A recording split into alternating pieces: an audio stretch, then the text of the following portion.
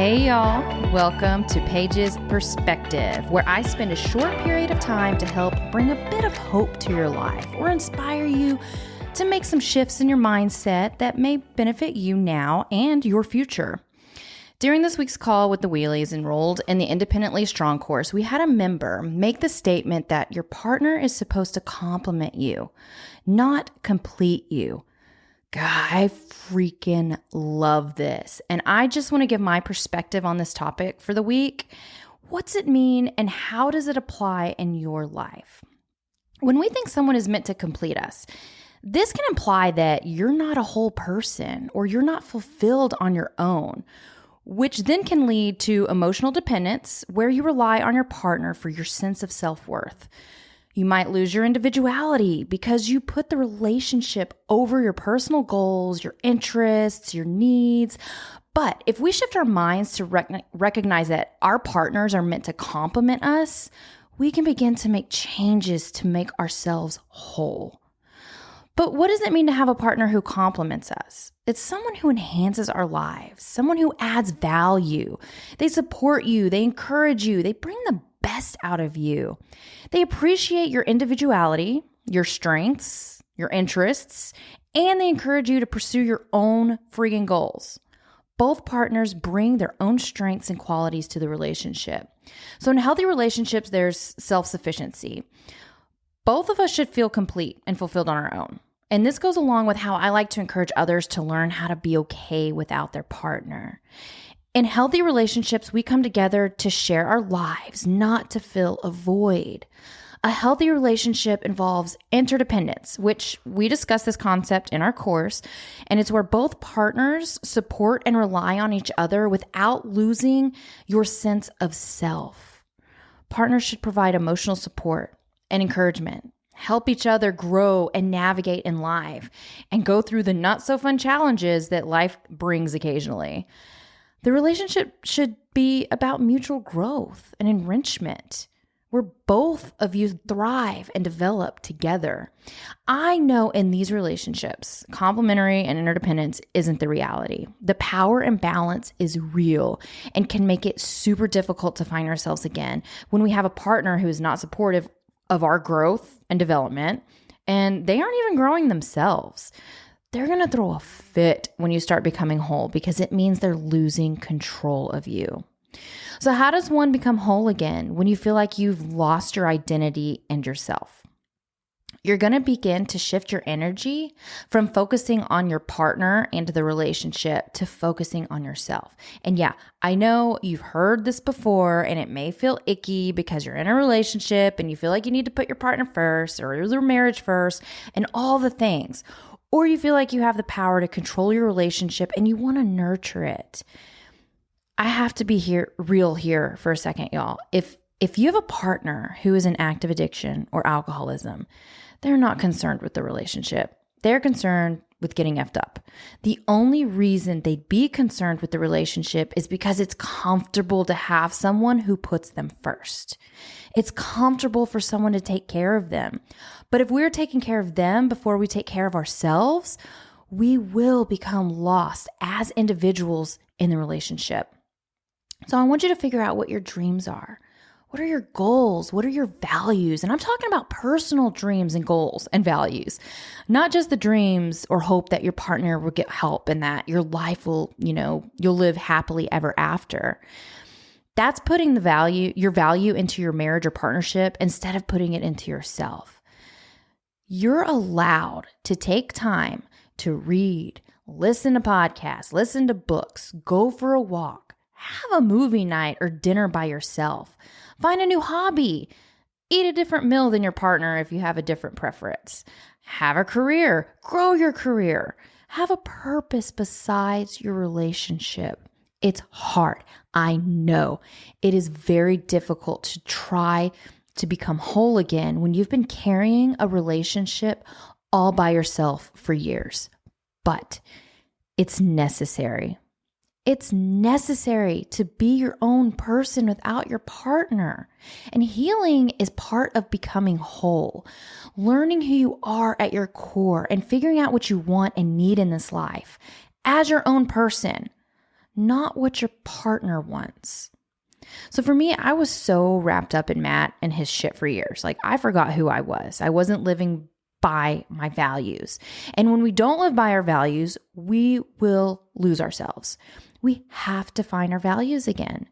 This can take time, like months or years, to actually understand what your values are. And then when you begin to implement them, this can be even more difficult because that means setting boundaries and doing things for yourself. And it's going to feel different. It's going to feel uncomfortable. And then when that happens, shit may hit the fan with your partner because it's blowing up the power and balance. But this is necessary. Do not listen to them when you are trying to be you. They do not have a say in who you are. They do not have a say in what your values are. They do not get to dictate you anymore. They don't get to make decisions for you. Only you can make decisions for you. I understand in healthy marriages, there are compromises and you make certain decisions together. However, when there is a power imbalance, addiction, alcoholism, abuse, or just plain assholeness, that shit goes out the window. And here's how I've looked at things over the years. We don't live forever. Our lives can be turned upside down so fast to where we have no choice but to survive by ourselves. Our partners could leave or even die while we are still young. And I know that's so hard, but it is reality, especially with addiction involved. If that happens, we need to be prepared to be ourselves. It's easier to handle the hard shit in life when we know who we are and what we stand for. We aren't supposed to need our partner. We're supposed to want them. Yes, in healthy relationships, when they are interdependent, you depend on one another for certain things, but that's not what I'm talking about here. Start planning a life without them in a way. I have plans for what I will do if shit hits the fan and we're no longer compatible. I have to be able to take care of myself and our kids. And it doesn't mean I'm making plans to leave, even though some of the emotionally immature partners in addiction or early recovery may think otherwise. It doesn't matter. I don't care what they say or what they think because it is healthy to be able to take care of yourself and have a plan if shit hits the fan. We have to build ourselves up in order to do this, which takes time. My husband would be prepared. He would be totally fine if something were to happen to us. Yes, it would suck. It would hurt. It would be harmful. But with everything, he knows who he is. I know who I am. We would be okay. Everything would be okay. So take some time to yourself every day. If you have young kids, this is hard. I get it. I see you. All right. You will find a groove one day and it will get easier for you to have some you time. Just hold on for a bit while your kids are still dependent on you 100%. Every year they're going to grow even more dependent, which will help you. And I know it feels like it's going to take forever and you'll never find yourself again, but it will. It'll happen. Be patient and breathe. Just trust me. I was there. For those who have older kids or no kids, you can make time for yourself. Make a plan in the mornings to meditate, read, journal, exercise, and figure out who you truly are. Your strengths, your weaknesses, your wants, your needs, your values, all the things that make a person whole. Find these things. Figure these things out without your partner's input. Make changes now. You may not see the results for a while, but you must commit to changing something and getting uncomfortable with finding who you are. This can be messy, but it can be fucking beautiful. When I began searching for myself back in 2017, I didn't see results immediately. It took at least 3 months of consistent work to begin seeing some kind of progress. This was just therapy once a week, journaling daily, meditating daily, and reading from the Tao daily. Read from whatever you want, but Change Your Thoughts, Change Your Life by Dr. Wayne Dyer was and still is my go-to. I would work out occasionally. I did not really focus much on my eating habits at this point because I was making changes within my mental health.